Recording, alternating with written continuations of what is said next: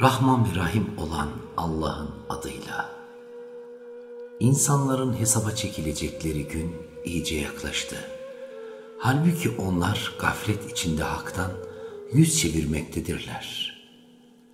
Ne zaman Rablerinden kendilerine yeni bir ihtar gelse, onlar bunu akılları başka yerde, kendileri oyun ve eğlence içindeyken dinlemişlerdir.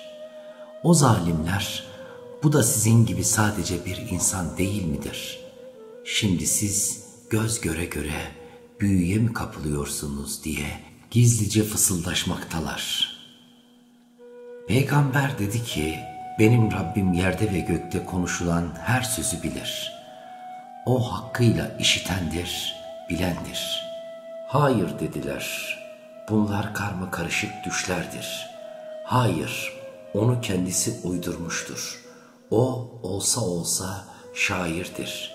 Böyle değilse bize öncekilere gönderilenin benzeri bir mucize getirsin. Bunlardan önce helak ettiğimiz hiçbir yerin halkı iman etmemişti. Şimdi aynı yolu tutan bunlar mı iman edecekler? Senden önce de ancak kendilerine vahyettiğimiz kimseleri peygamber olarak gönderdik. Eğer bilmiyorsanız kitaplar hakkında bilgi sahibi olanlara sorun.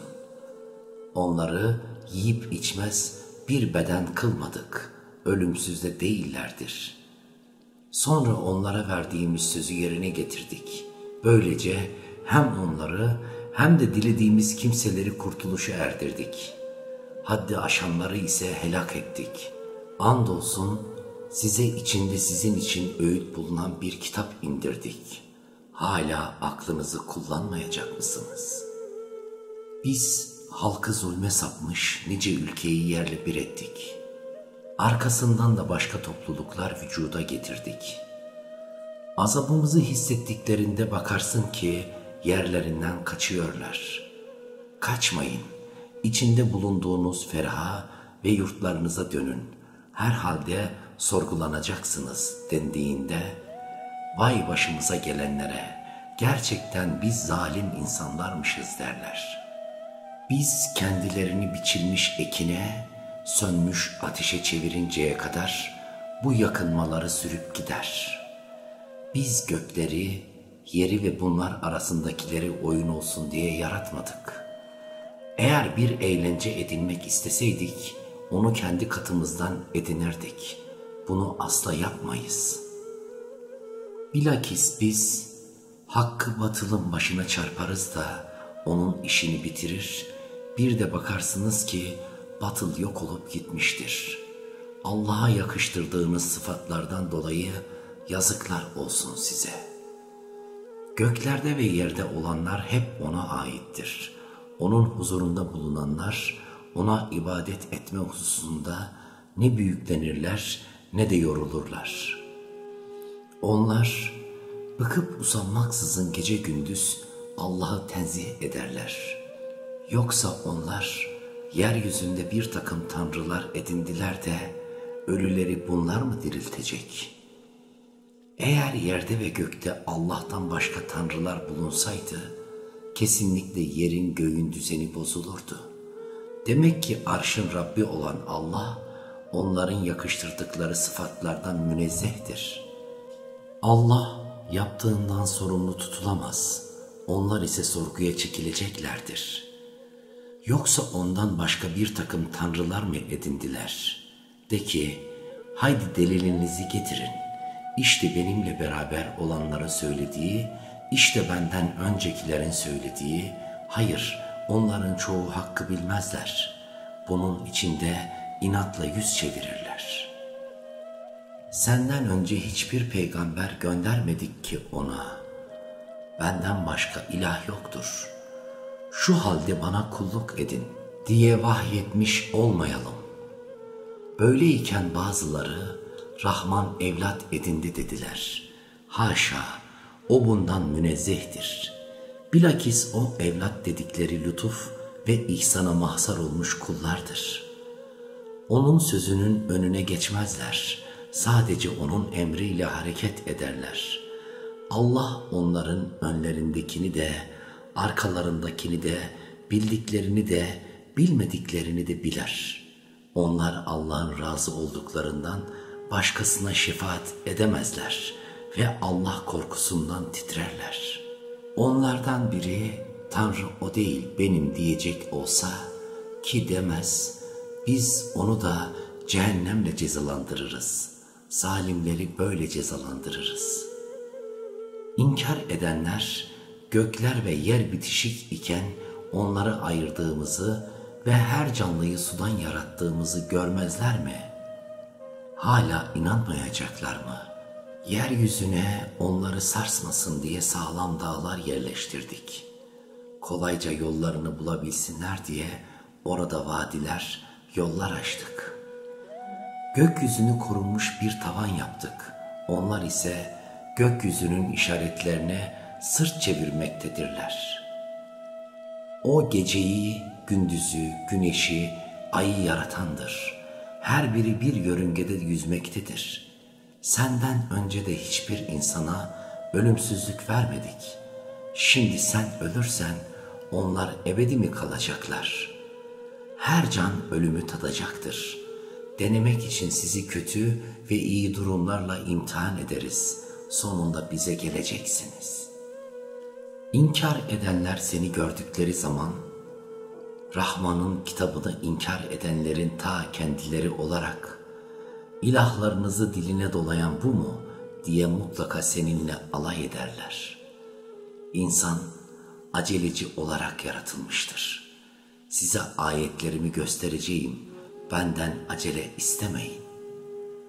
Eğer doğru söylüyorsanız bu tehdit ne zaman gerçekleşecek diye soruyorlar. İnkar edenler yüzlerinden ve sırtlarından ateşi savamayacakları, kendilerine yardım da edilemeyeceği zamanı bilselerdi, böyle acele etmezlerdi. Bilakis onlara kıyamet ansızın gelecek ve onları şaşkına çevirecek. Artık ne onu geri çevirebilecekler ne de kendilerine süre verilecektir. Kuşkusuz senden önceki peygamberlerle de alay edilmişti. Ama sonunda o alay konusu ettikleri şey onlara alay edenlerin tepelerine biniverdi. De ki, azap etmek istediğinde gece gündüz Rahman'a karşı sizi kim koruyabilir? Yine de onlar Rablerini hatırlamaya yanaşmıyorlar. Yoksa kendilerini bize karşı savunacak bir takım ilahlarım var. Onlar ne kendilerini koruyabilirler ne de tarafımızdan destek görürler. Oysa biz onları da atalarını da nimetlerimizden faydalandırdık. Hatta bu ömürleri boyunca sürüp gitti. Şimdi bizim yeryüzünü etrafından nasıl eksiltip durduğumuzu görmüyorlar mı? Şu halde üstün gelen onlar mı? De ki ben sizi ancak vahiy ile uyarıyorum. Fakat vicdanı sağır olanlar uyarılsalar da bu çağrıyı duymazlar. Andolsun onları Rabbinin azabından bir esinti yoklasa muhakkak ki vah bize, hakikaten biz kendimize kötülük etmişiz derler. Biz kıyamet günü için adalet terazileri kurarız. Artık kimseye hiçbir şekilde haksızlık edilmez. Yapılan bir hardal tanesi kadar dahi olsa onu getirir ortaya koyarız. Hesap görücü olarak biz yeteriz. Andolsun ki Musa ve Harun'a günahtan sakının, görmedikleri halde Rablerinden korkan ve kıyametin kaygısını taşıyanlar için bir ayırma ölçütü, bir ışık, bir hatırlatıcı kaynak kitap verdik. İşte bu Kur'an da bizim indirdiğimiz bereketli bir hatırlatıcı bilgi kaynağıdır. Şimdi siz onu inkar mı ediyorsunuz? Biz daha önce İbrahim'e doğru düşünme yeteneği vermiştik. Biz onu biliyorduk. O babasına ve kavmine şu kendilerine tapmakta olduğunuz heykellerde ne oluyor diye sormuştu. Onlar da atalarımızı bunlara tapar bulduk diye cevap vermişlerdi. İbrahim, doğrusu siz de atalarınızla açık bir sapkınlık içindesiniz dedi. Onlar da bize gerçeği mi getirdin yoksa bizimle oyun mu oynuyorsun diye sordular. İbrahim şöyle cevap verdi. Hayır, sizin Rabbiniz göklerin ve yerin Rabbidir. Onları O yaratmıştır. Ben de bunu ikrar edenlerdenim. Sonra içinden şöyle geçirdi. Allah'a yemin ederim ki siz ayrılıp gittikten sonra putlarınıza bir oyun oynayacağım. Onlar gidince İbrahim putları paramparça etti. Belki ona başvururlar diye büyük putu bıraktı. Dönüp durumu gören putperestler bunu tanrılarımıza kim yaptı? Muhakkak o zalimlerden biridir dediler. Bazıları İbrahim denen bir gencin bunları diline doladığını işitmiştik deyince o halde onu hemen insanların önüne getirin. Belki birileri şahitlik eder dediler. Bunu ilahlarımıza sen mi yaptın ey İbrahim diye sordular. İbrahim hayır dedi. Bu işi şu büyükleri yapmıştır. Konuşabiliyorlarsa onlara sorun.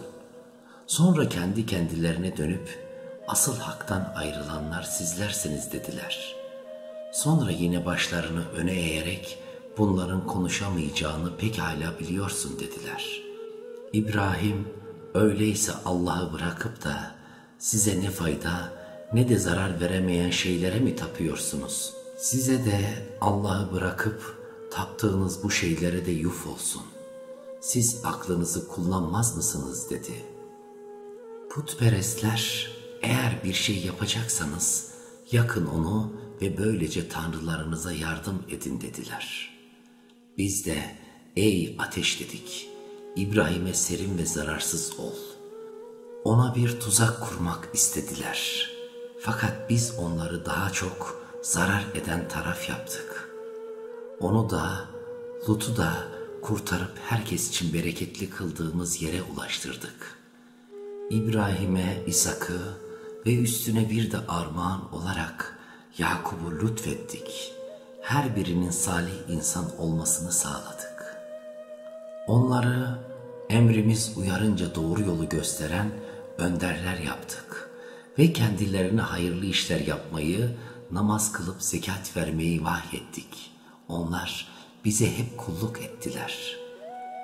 Lut'a da hikmet ve ilim verdik. Onu çirkin şeyler yapan kasaba halkından kurtardık. Gerçekten onlar yoldan çıkmış kötü bir topluluktu. Lut'u rahmetimize kabul ettik. Çünkü o iyilerdendi. Nuh'u da hatırla. Daha önce o dua etmişti. Biz de duasını kabul edip kendisini ve yakınlarını büyük sıkıntıdan kurtarmıştık. Onu ayetlerimizi inkar eden kavimden korumuştuk.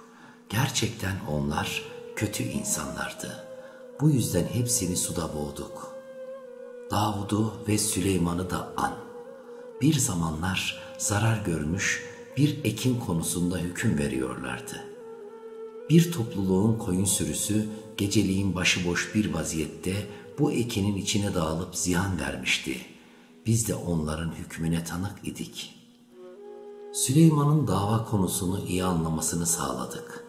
Her birine de hükmetme yeteneği ve ilim verdik. Kuşları ve tesbih eden dağları da Davud'un buyruğu altına soktuk.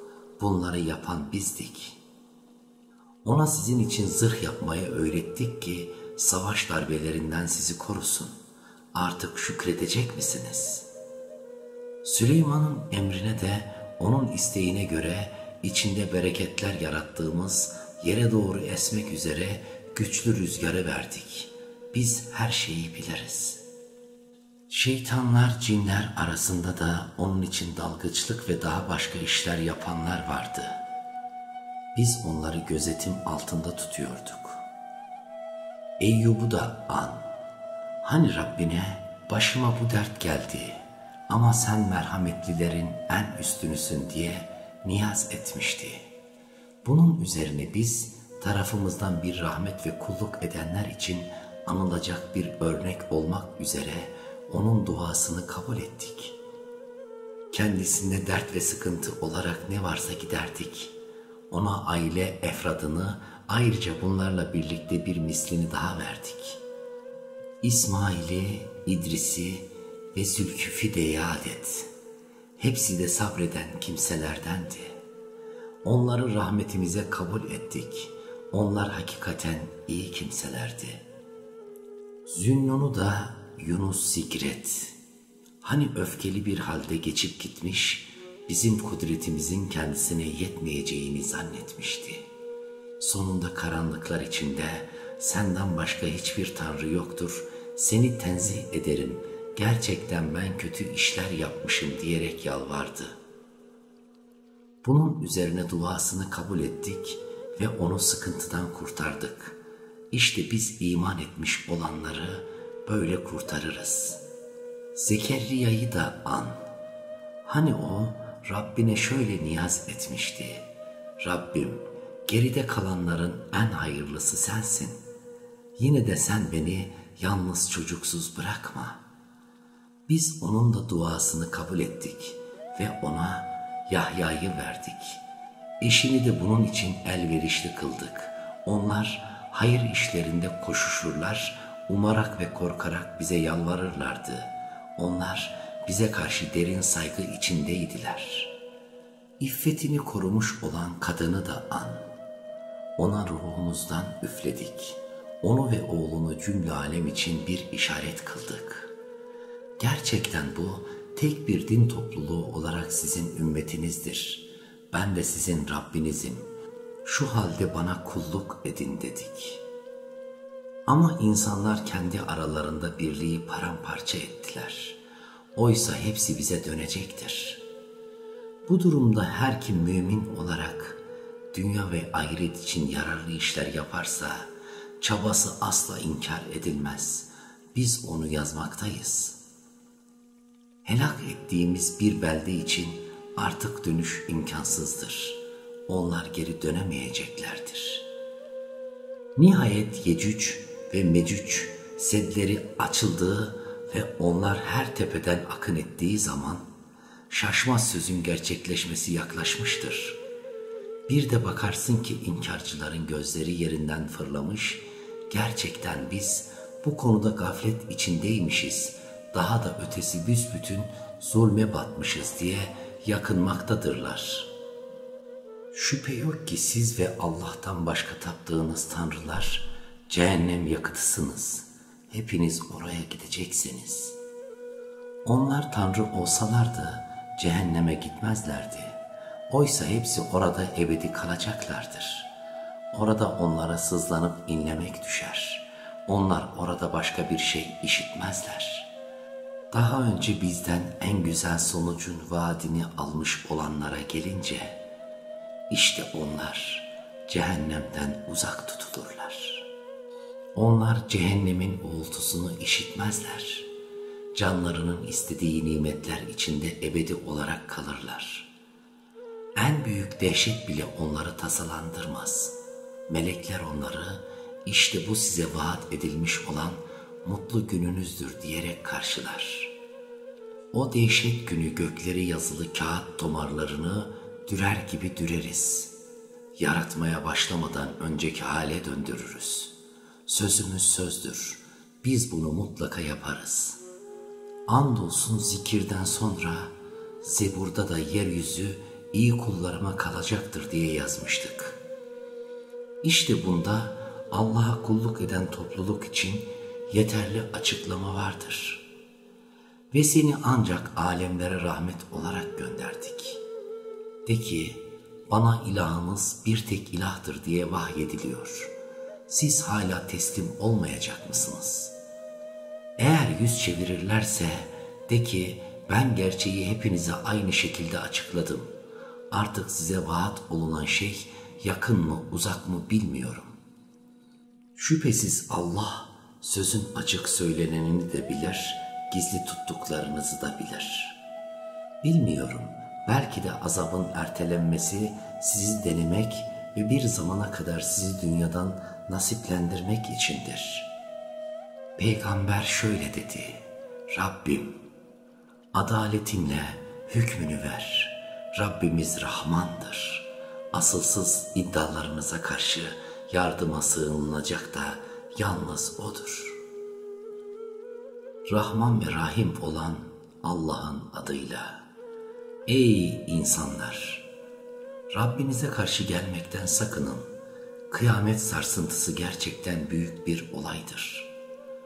Onu göreceğiniz gün her emzikli kadın emzirdiği çocuğu unutacak, her gebe kadın karnındaki çocuğu düşürecektir ve insanları sarhoş olmadıkları halde sarhoş gibi göreceksiniz.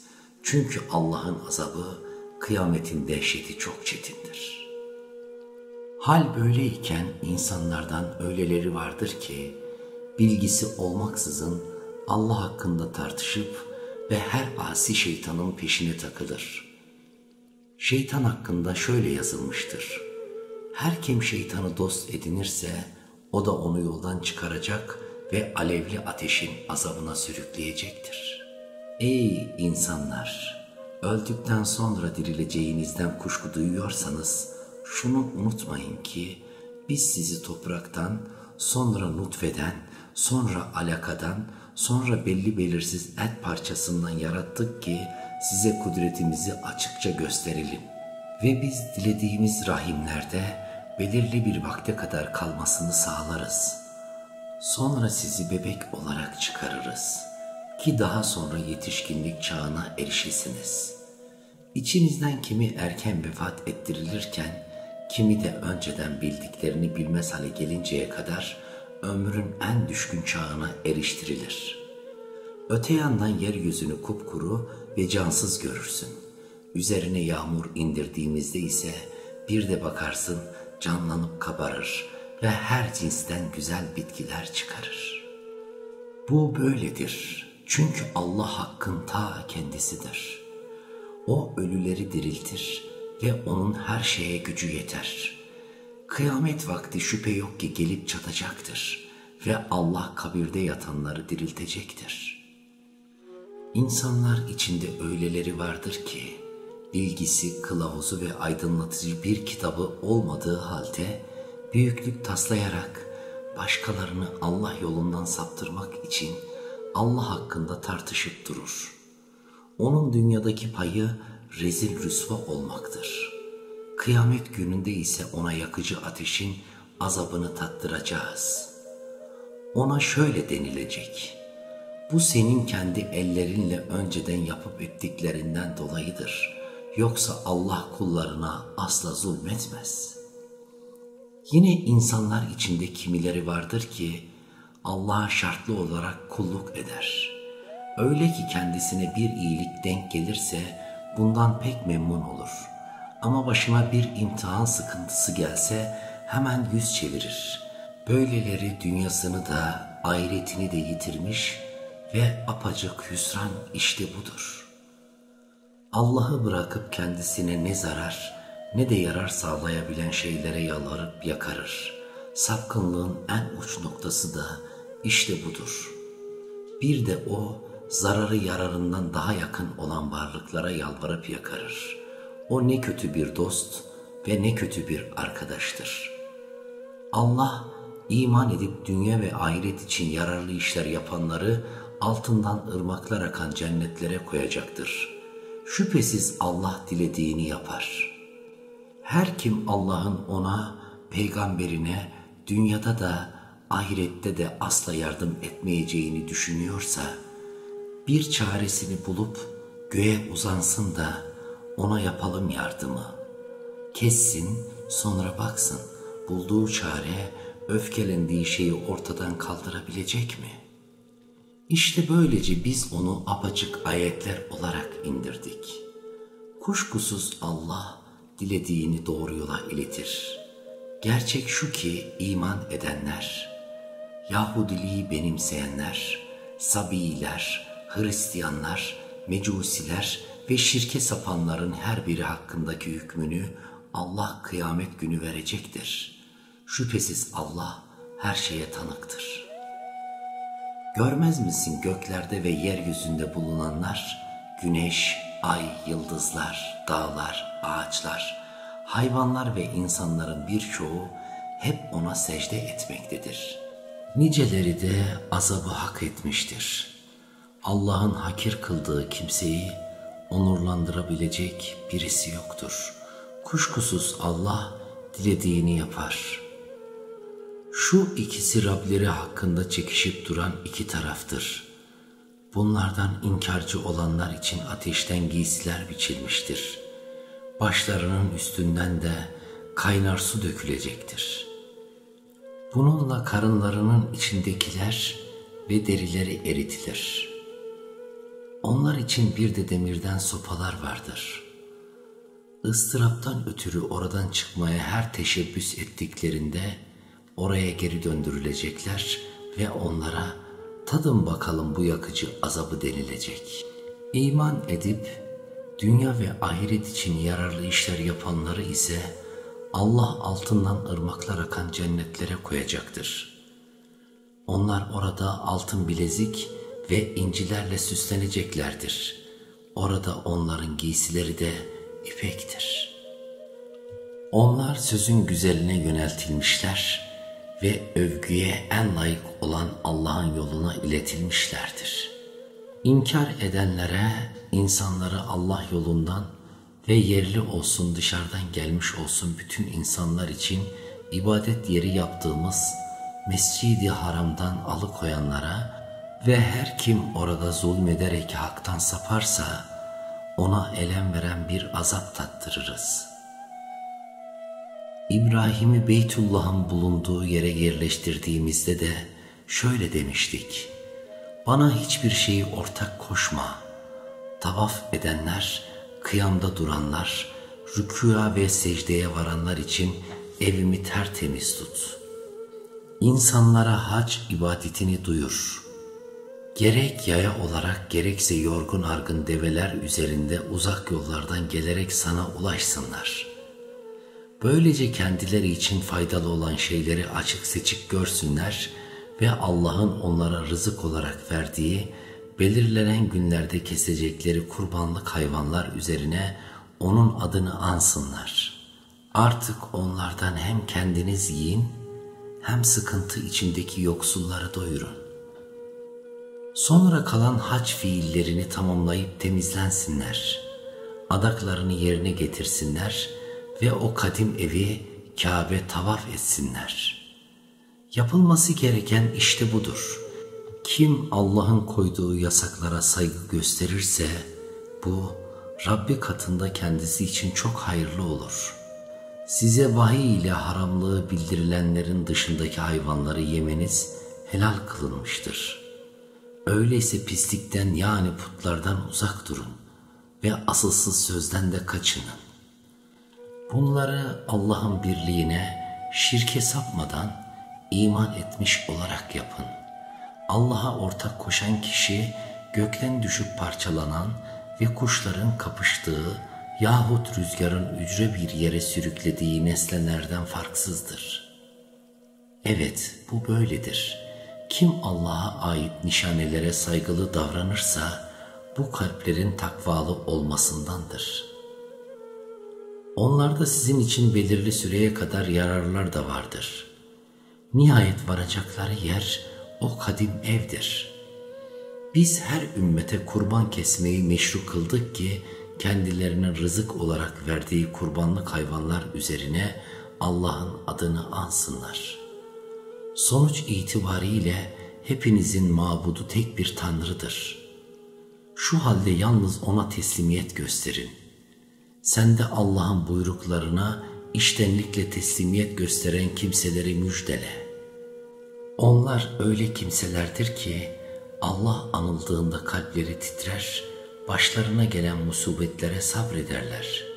Namazlarını özenle kılarlar ve kendilerine verdiğimiz rızıklardan Allah yolunda harcarlar. Biz o büyükbaş hayvanları da Allah'ın size nişanelerinden kıldık. Sizin için onlarda nice yararlar vardır. Onlar kesim için sıraya dizildiklerinde üzerlerine Allah'ın adını anın. Cansız halde yere serildiklerinde ise onlardan hemen kendiniz yiyin. Hem de ihtiyacını gizleyen ve gizlemeyen yoksulları doyurun. İşte onları şükredesiniz diye sizin istifadenize verdik. Onların ne etleri Allah'a ulaşır ne de kanları. Ona ulaşacak olan sadece sizin takvanızdır. İşte Allah onları sizin istifadenize verdi ki size doğru yolu göstermesinden ötürü onu tazimle anasınız. İyilik yolunu tutanları müjdele. Biliniz ki Allah iman edenleri korur. Şu da muhakkak ki Allah hiçbir haini, hiçbir nankörü sevmez. Saldırıya uğrayanlara zulme maruz kaldıkları için savaş izni verildi. Allah onları muzaffer kılmaya elbette kadirdir. Onlar sırf Rabbimiz Allah'tır dediklerinden dolayı haksız yere yurtlarından çıkarılmış kimselerdir. Eğer Allah'ın insanların bir kısmıyla diğer kısmını engellemesi olmasaydı, manastırlar, kiliseler, havralar ve mescitler ki oralarda Allah'ın adı çokça anılır, yıkılır giderdi. Allah kendi dinine yardım edenlere muhakkak yardım edecektir. Kuşkusuz Allah güçlüdür, mutlak galiptir. Onlar öyle kimselerdir ki kendilerine bir yerde eğmenlik versek namazı kılarlar, zekatı verirler, iyiliği emrederler ve kötülükten alıkoymaya çalışırlar. İşlerin sonu Allah'a varır. Şayet seni yalancılıkla itham ediyorlarsa bilesin ki senden önce Nuh, Ad ve Semud kavimleri, İbrahim'in kavmi, Lut'un kavmi ve Medyen halkı da peygamberlerinin bildiklerini yalan saymışlardı. Aynı şekilde Musa da yalancılıkla itham edilmişti. Ben ise o inkarcılara biraz süre tanıdım ve sonra onları kıskıvrak yakaladım. Hadlerini bildirişim nasıldı bir bilsen. Nitekim zulme dalmışken helak ettiğimiz nice beldeler var ki, evlerinin duvarları, çatıları üzerine yıkılmış, ıpıssız kalmıştır. Şimdi oralarda kullanılamaz hale gelmiş nice kuyular, harap olmuş nice görkemli köşk var. Yeryüzünde hiç dolaşmıyorlar mı ki, ibret almış kalplere yahut işitmiş kulaklara sahip olsunlar? Şu bir gerçek ki gözler körleşmez, fakat göğüslerdeki kalpler körleşir. Onlar senden azabın çabuk gelmesini istiyorlar. Allah vaadimden asla dönmez. Bilinmeli ki Rabbinin katındaki bir gün sizin saymakta olduklarınızın 1000 yılı gibidir. Nice belde var ki ahalisi zulme dalmış olduğu halde onlara biraz süre verdim. Sonra da onları kıskıvrak yakaladım. Dönüş yalnız banadır. De ki ey insanlar, ben sizin için sadece apaçık bir uyarıcıyım. İman edip dünya ve ahiret için yararlı işler yapanlar için bağışlanma ve çok değerli nimetler vardır. Ayetlerimize karşı birbirleriyle yarışırcasına çaba harcayanlar ise cehennemliktir. Senden önce hiçbir Resul ve Nebi göndermedik ki, o bir temennide bulunduğunda şeytan ille de onun arzularına bir şeyler katmaya kalkışmasın. Fakat Allah şeytanın katmaya çalıştığını iptal eder. Sonra Allah kendi ayetlerini onun kalbine sağlam olarak yerleştirir. Allah hakkıyla bilmekte, hikmetle yönetmektedir. Bunu Allah şeytanın kattığını kalplerinde hastalık bulunanlar ve yürekleri katılaşmış olanlar için sınama vesilesi kılmak için yapar. Şüphesiz zalimler derin bir ayrılığa düşmüşlerdir. Bunu bir de kendilerine ilim verilenlerin onun Rabbin tarafından gelmiş kesin gerçek olduğunu anlamaları, ona iman etmeleri ve böylece bütün kalpleriyle ona bağlanmaları için yapar. Muhakkak ki Allah iman edenleri dosdoğru bir yola iletir. İnkar edenler ise kıyamet kendilerine ansızın gelinceye veya sonu olmayan günün azabı kendilerini yakalayıncaya kadar Kur'an hakkında hep şüphe içinde kalacaklardır. O gün hükümranlık yalnız Allah'ındır. Onlar arasında hükmünü verir, iman edip dünya ve ahiret için yararlı işler yapmış olanlar nimetlerle dolu cennetlerde olacaklardır. İnkar edip ayetlerimizi yalan sayanlara ise alçaltıcı bir azap vardır.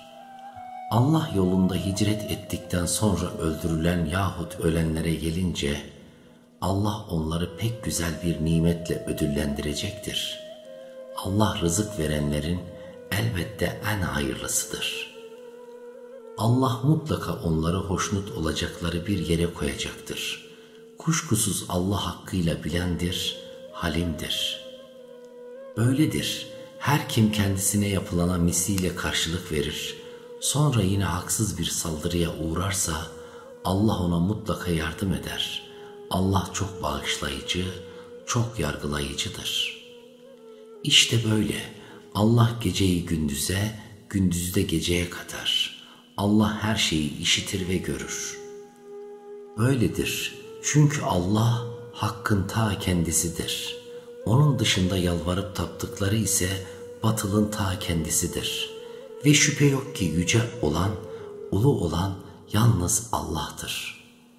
Görmüyor musun ki Allah gökten su indiriyor da yeryüzü yemyeşil oluveriyor. Kuşkusuz Allah latiftir, her şeyden haberdardır. Göklerde ve yerde ne varsa hep O'nundur. Şüphe yok ki kimseye muhtaç olmayan, her türlü övgüye layık olan yalnız Allah'tır. Görmüyor musun ki Allah yeryüzündekileri ve O'nun emriyle denizde akıp giden gemileri sizin hizmetinize verdi. Kendi izni olmadıkça yerkürenin üzerine düşmemesi için göğü tutan da O'dur. Şüphesiz Allah insanlara çok şefkatli, çok merhametlidir. Size hayat veren, sonra sizi öldürecek ve sonra sizi diriltecek olan da O'dur. İnsan gerçekten pek nankördür. Biz her ümmet için uyacakları dini kurallar koymuşuzdur. Boşuna bu konuda seninle tartışmasınlar ve sen Rabbinin yoluna çağrıda bulunmaya devam et. Sen hakka götüren doğru bir yol üzerindesin. Şayet seninle yine tartışmaya çalışırlarsa şöyle de, yapıp ettiklerinizi en iyi bilen Allah'tır. Hakkında iltifat edip durduğunuz hususlarda kıyamet günü Allah aranızda hükmünü verecektir. Bilmez misin ki Allah gökte ve yerde ne varsa hepsini bilir. Bunların hepsi bir kitapta kayıtlıdır. Kuşkusuz bu Allah için çok kolaydır. Onlar Allah'ı bırakıp O'nun kendileri hakkında hiçbir delil indirmediği ve hiç bilgi sahibi olmadıkları varlıklara tapıyorlar. O zalimlerin asla yardımcıları olmayacaktır. Kendilerine ayetlerimiz açık açık okunduğunda inkarcıların yüzlerindeki hoşnutsuzluğu hemen fark edersin. Kendilerine ayetlerimizi okuyanlara neredeyse saldıracaklar. Onlara de ki, şimdi size bundan daha vahim olanı haber vereyim mi? Cehennem, Allah onu inkar edenler için belirledi. Ne kötü bir sondur o. Ey insanlar! Size bir misal verilmekte. Dinleyin onu. Allah'tan başka kendilerine yalvarıp yakardıklarınız var ya, hepsi bunun için bir araya gelseler bile bir sinek yaratamazlar. Hatta sinek onlardan bir şey kapsa, onu dahi ondan kurtaramazlar. İsteyen de aciz, kendinden istenen de. Onlar Allah'ı gereği gibi tanımadılar. Şüphesiz Allah çok güçlüdür, mutlak galiptir. Allah meleklerden de elçiler seçer, insanlardan da. Şüphesiz Allah her şeyi işitmektedir, görmektedir. Onların önlerindekini de arkalarındakini de bilir. Bütün işler Allah'a döndürülür. Ey iman edenler! Rükû edin, secdeye kapanın, Rabbinize ibadet edin. Dünya ve ahiret için faydalı işler yapın ki kurtuluşa eresiniz. Allah yolunda gerektiği gibi cihat edin. Sizi O seçti ve size din konusunda hiçbir güçlük yüklemedi. Ceddiniz İbrahim'in dininde olduğu gibi O size hem daha önce hem de bu Kur'an'da Müslümanlar adını verdi ki peygamber size şahitlik etsin. Siz de insanlara şahitlik edesiniz. Haydi namazı kılın, zekatı verin, Allah'a sımsıkı bağlanın. Sizin Mevlanız O'dur. O ne güzel Mevladır ve ne iyi yardımcıdır. Rahman ve Rahim olan Allah'ın adıyla.